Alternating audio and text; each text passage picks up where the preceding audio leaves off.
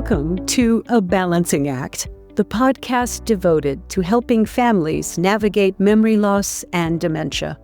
I'm Kelly Burtonshaw, and today is a very special welcome back because this is the first episode of our second season, and we are so excited about the year to come. But first, I just want to take a moment to express my heartfelt thanks to every listener, family, and caregiver who's joined me on this journey. My goal for the coming year is to continue working to build a space filled with understanding, hope, and compassion, because no one should walk this journey alone. So here's to a brand new season with fresh conversations and insights and real caregiver stories to help you find your balance one day at a time. Let's get started. Today, I want to talk about something that starts quietly when a loved one is starting to struggle with memory loss.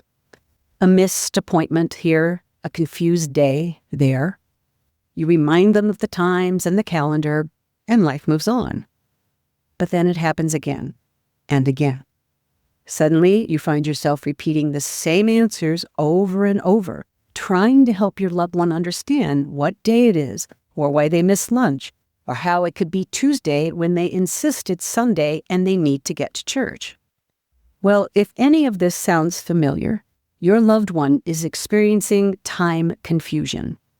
And you're experiencing how heartbreaking it is, watching someone you love drift away from the flow of their days. I want you to know you're not alone. Time confusion is one of the most common and most misunderstood symptoms of dementia, but there are ways to help. Once we understand what's happening inside the brain, we can begin to rebuild rhythm, comfort, and confidence. So today, we're going to talk about what's really going on when time slips and how to gently bring your loved one back to the calendar.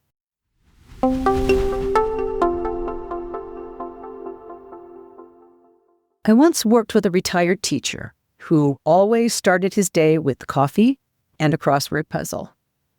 But his daughter began noticing that he'd already had breakfast twice before 9 a.m. At first, she thought maybe he was just getting distracted. But as the weeks went on, she realized he wasn't losing track of the tasks. He was losing track of time itself.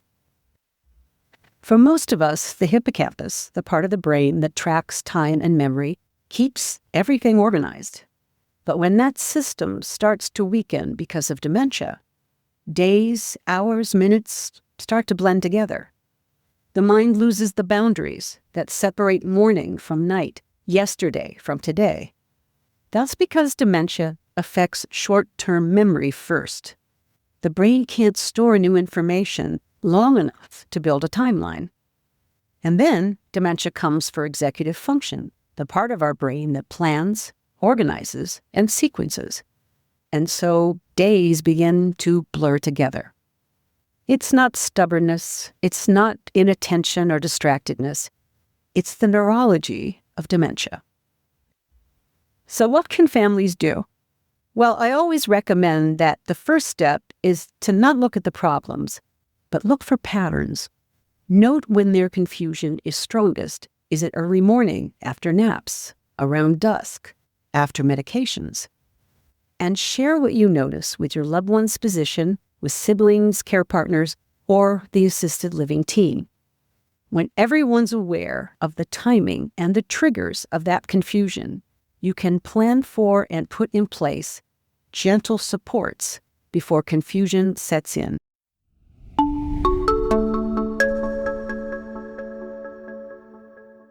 The best place to start when talking about ways to help your loved one with time confusion is the importance of routine. For the brain, routine is like a compass. When the sense of time falters, rhythm steps in. I once met Elena, who cared for her mother at home. And more often than not, her mornings were chaos. Her mom would wake up and start getting dressed for church, even if it wasn't Sunday. and then say she had already had breakfast, which, of course, she hadn't. So what did we do? We built anchors. Elena created a morning ritual. She'd play her mom's favorite music. The curtains got opened every day at 7 a.m., and she always greeted her mom with the same greeting, which included which day of the week it was and that it was time for breakfast. Within a few weeks, with all those things in place, her mom began to get dressed for that day and come to breakfast. The brain loves repetition.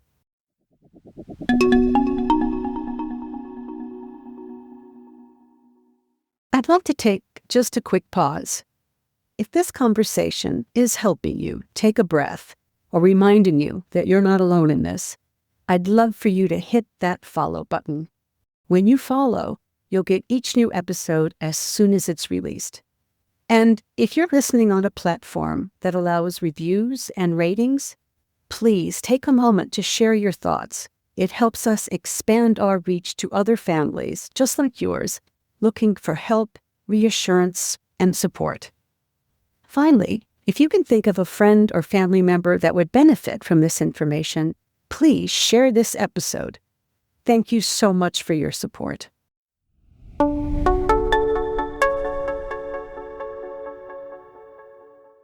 Families can find many ways to create rhythm in their loved one's life. Start by keeping wake-up and meal times consistent, even on the weekends. If breakfast is always at 8 and lunch at noon, those become time markers. At night, watch their favorite evening news or programs, begin the bedtime routine at the same time, and perform it in the same way. Schedule activities such as walks, shopping, or visiting with friends or family on the same days of the week each week. And if your loved one lives in assisted living, you can talk with staff about keeping your loved one's daily and weekly rhythms steady, especially when those staff shift changes happen. Even the same friendly greeting from staff, "Good morning, Mrs. Hall, it's Tuesday," builds trust and continuity. I've learned it's all about predictability and consistency. Sometimes, even with our routines in place, the brain still needs visible and sensory signposts. One family I worked with, this was great. They built a day board, a large whiteboard in the kitchen that listed the day's schedule and what to expect. Today is Monday. We're having spaghetti for dinner. Sarah will visit after lunch. Their mom could read it throughout the day, and if she didn't go back to it and became confused, her loved ones would just walk her back and talk her through it. When figuring out where to put these time aids, choose a highly visible, consistent spot for all things such as a wall calendar, a digital day clock, or a corkboard with daily notes. And now let's talk about adding some sensory cues. A soft chime for meal times, a recorded voice reminder for medication, natural light during the day and warm lamplight in the evening. You can even create zones in the home, a morning place near the window for breakfast, and an evening corner with cozy lighting and a favorite chair. These areas signal time of day without words. I love these types of cues because they don't just inform, they reassure. They tell your loved one, you're safe, and here's what's coming next.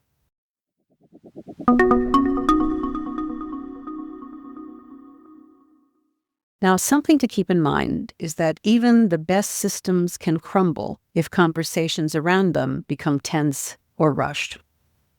When someone you love is disoriented, the way we speak about time can either soothe them or unsettle them. Time confusion can be frightening. There are ways we can respond to your loved one in those moments that help lower the temperature. Always pause a few seconds before choosing your response. And choose validation. For example, your mom says, "It's time for breakfast," but actually it's dinner time. Try, "Sounds like you're hungry." Or your dad says, "I can't believe it's Monday already," and it's actually Friday. Well, you can respond with, "I know, the days seem to fly by, don't they?" Basically ask yourself, what's the harm in agreeing? If the information is not critical to their safety or their schedule, It's okay to stay in their version of time. But sometimes they start preparing for an appointment that's not today. That's when you can redirect and do it gently. Try saying things like, "Mom, I can tell you don't want to miss your doctor visit, but I think that it's next week. Let's double check the calendar." However, and this does happen, if your loved one insists that an event is happening today when it isn't, think of it this way. They're expressing a feeling, not a fact. Maybe they're anxious and worried about missing the appointment. Maybe they're lonely for company, or they just feel disoriented. So don't correct. Respond to the feeling. "You're worried about missing that doctor appointment, aren't you, Mom?" Or, "Dad, I know that was something you were really looking forward to." This is when you walk over to the calendar and say, "I just want to double check the time." "Wait a minute. Oh, that appointment's not till next week. We'll be ready when it comes." Next, use redirection and don't make a big deal out of the mistake. Just say, "Hey, you know what? I'm getting kind of hungry. Let's make a snack." Any way you can help your loved one save face and prevent their blow-up is good. And here's another effective strategy I recommend all the time. A great way to frame what's coming up for your loved one is to let your loved one know what clue to expect. Start using time words that connect to an experience, not the clock. So instead of saying "in an hour," say "right after your show." Instead of "this evening," try "right before bed." Because your loved one can no longer track and measure time in the same ways, our communication needs to reflect compassion for those changes.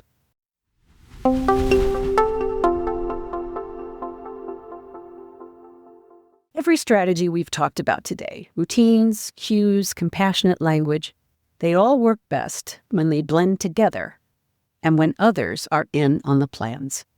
Let me give you an example. One family I worked with, whose father lived in an assisted living community, created a shared time care plan for their father. Each caregiver used the same phrases and reminders each day.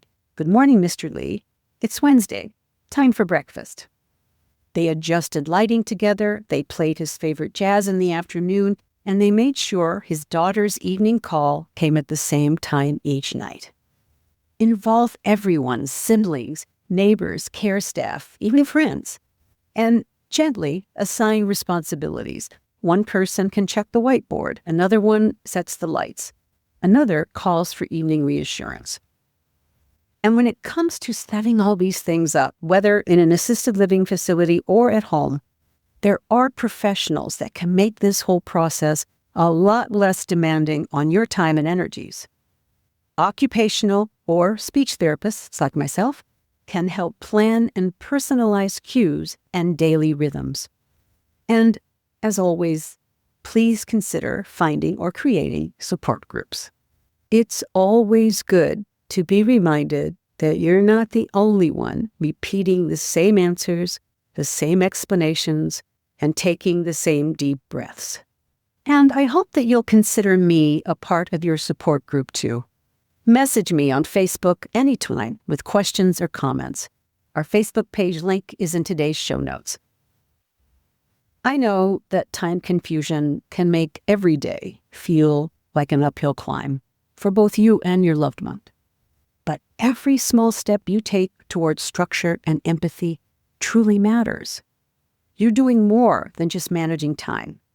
You're creating trust. And that trust becomes a rhythm your loved one can count on.